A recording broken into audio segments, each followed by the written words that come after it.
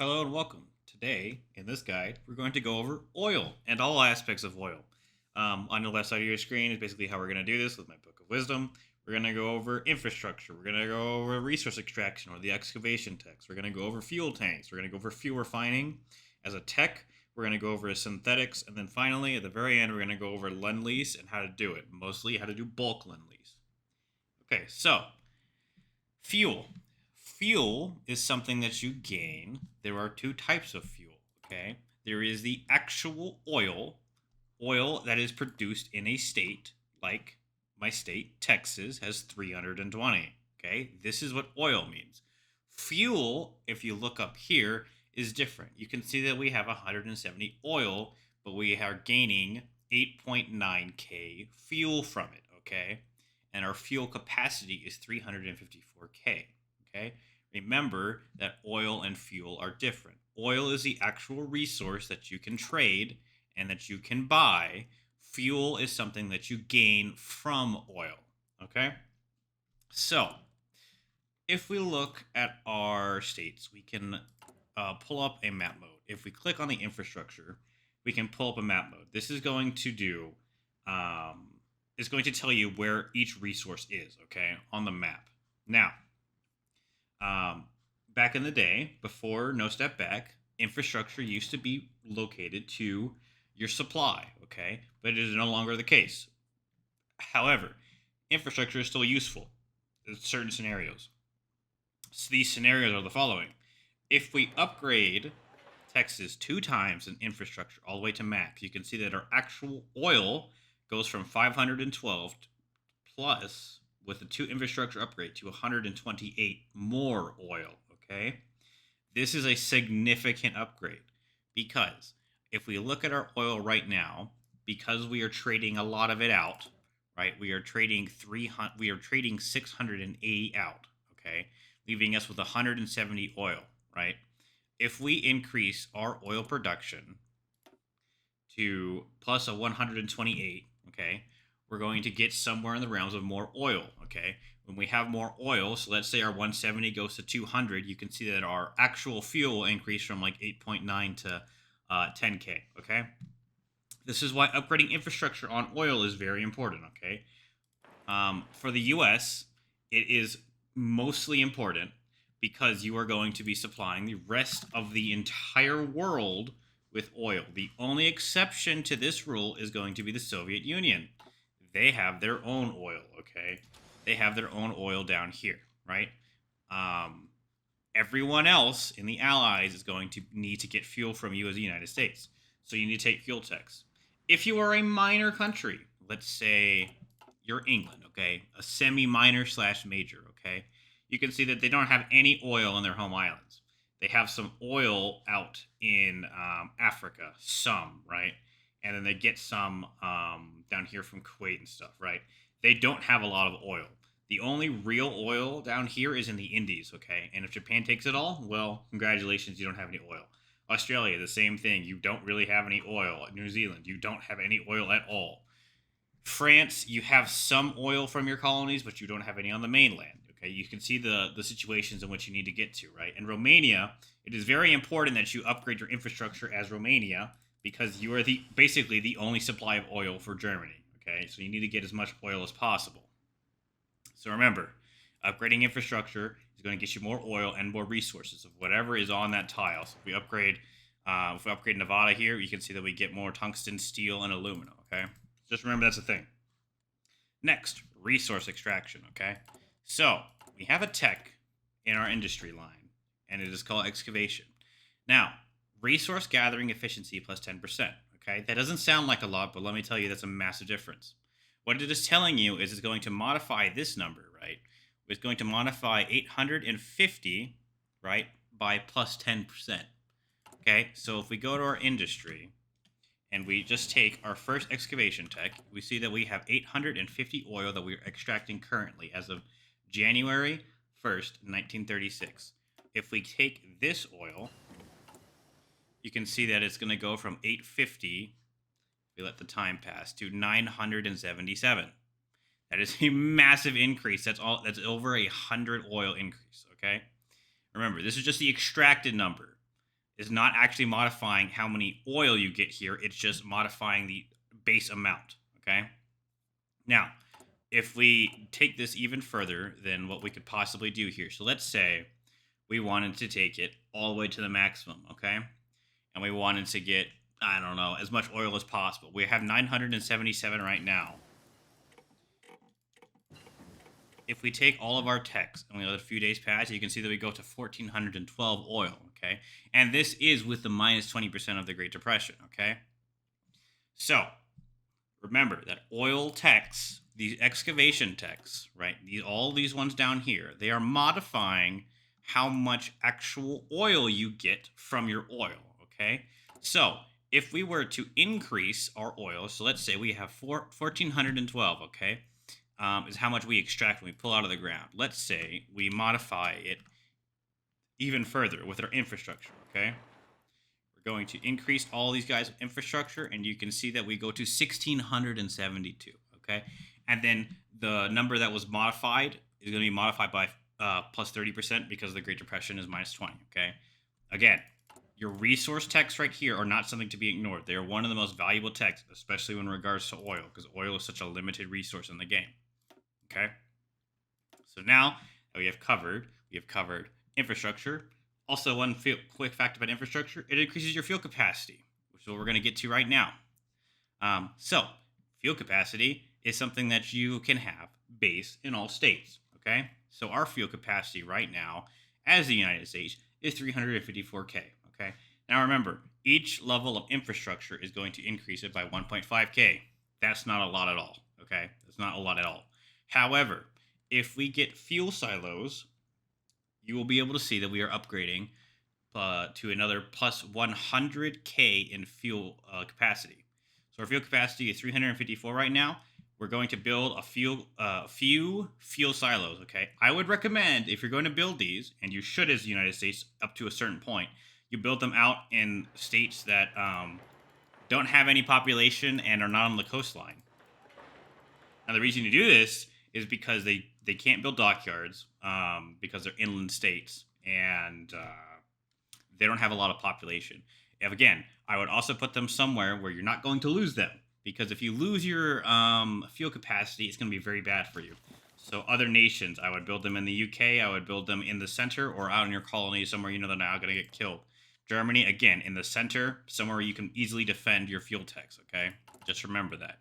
So our fuel tech right now, because we've upgraded our fuel capacity, because we've upgraded our fuel silos, right now, currently, is 354K. If we let a few days pass, you're going to see it is now 1.7 million, okay?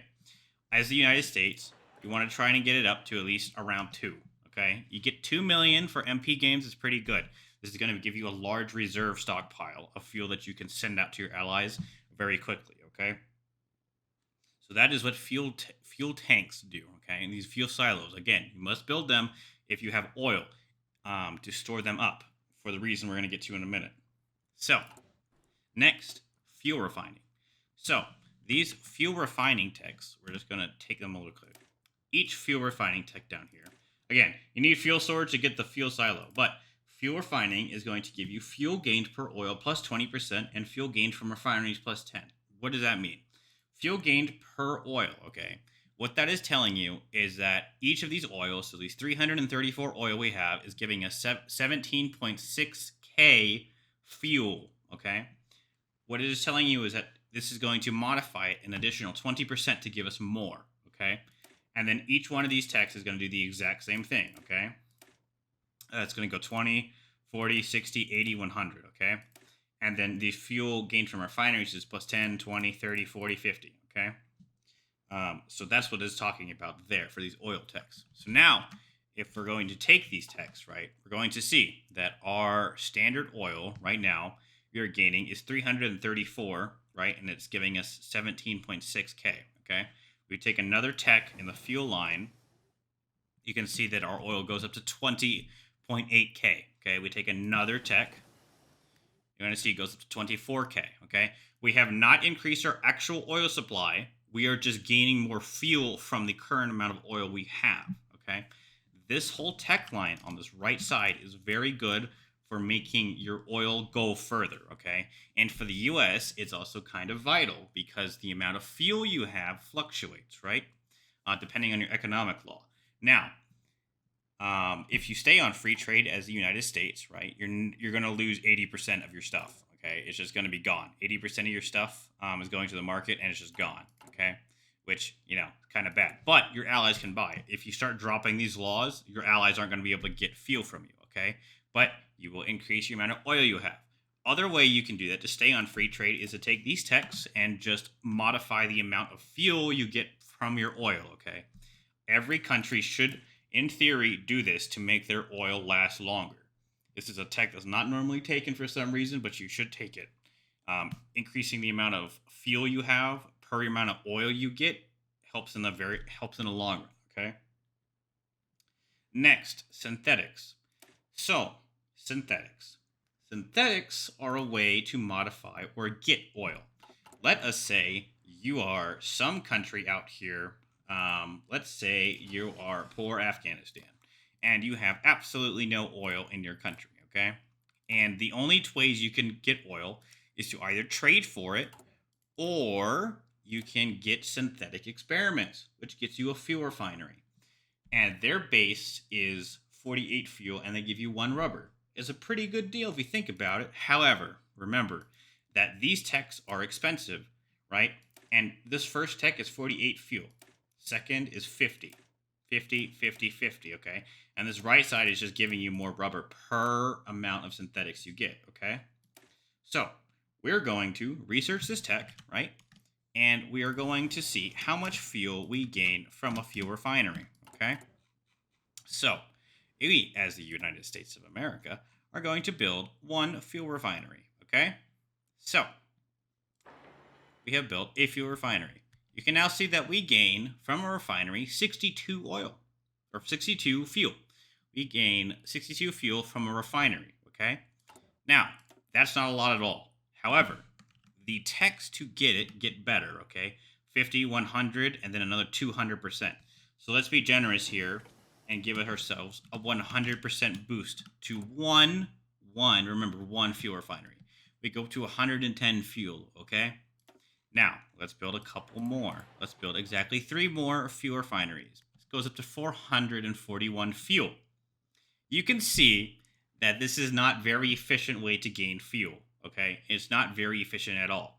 Let's give us another 4 on top of that, more refineries. It goes up to 772. We haven't even approached 1K yet. Not even 1K in fuel from refineries, okay? This is why you need to capture fuel as every other Axis country. This will help you stay in the fight, okay? But it is not going to make up the difference from the actual amount of oil, from the amount of fuel you get per oil, okay? Right? 1 more of these fuel refining techs just on our oil reserve is going to get us more fuel than the whole fuel refinery did, okay? We're at 24K right now. If we let it go past, it goes up to 27.2, okay? Now, granted, we have a lot of oil, and we're not modifying it. We're modifying it heavily. But again, just remember, the fuel refineries modify an oil, or don't have any modifications of any oil, okay? They're just making it themselves. And you also have to remember that you are burning slots, factory slots, to build synthetic refineries, okay? And you can even hover over here and you'll say, fuel gain from refineries plus 115, okay, is how much you get, okay? And then it is modified the fuel gain by 140, okay? So you're not getting a whole lot of fuel here at all, okay, compared to an actual oil, like an oil down here. So just upgrading one of our oils is going to be way worth it, okay, over building synthetics, okay?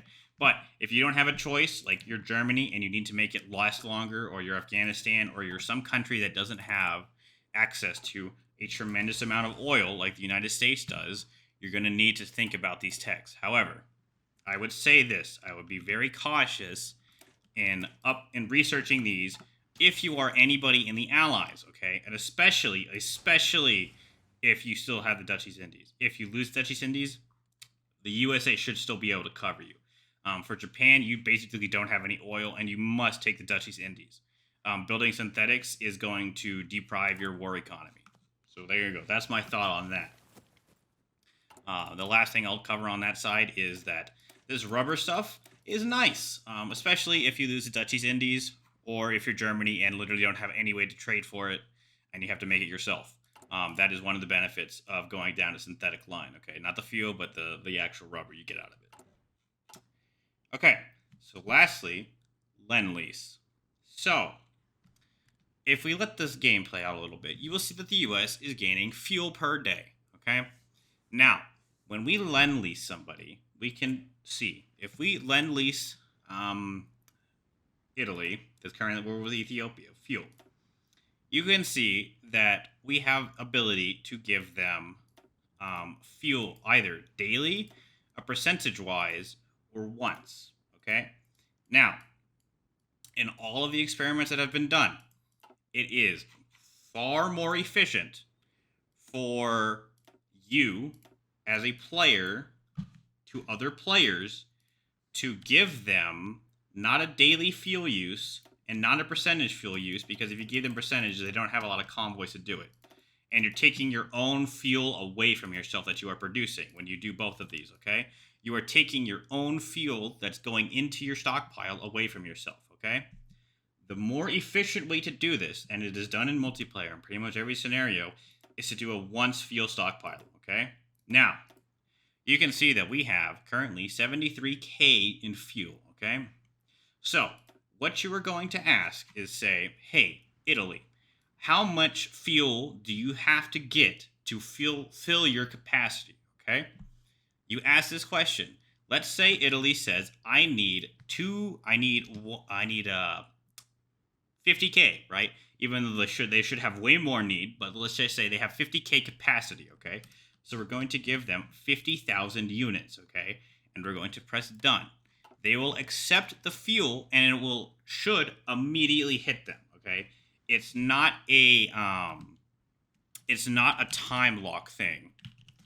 If you get what I'm saying, it's not a time lock gate issue on it.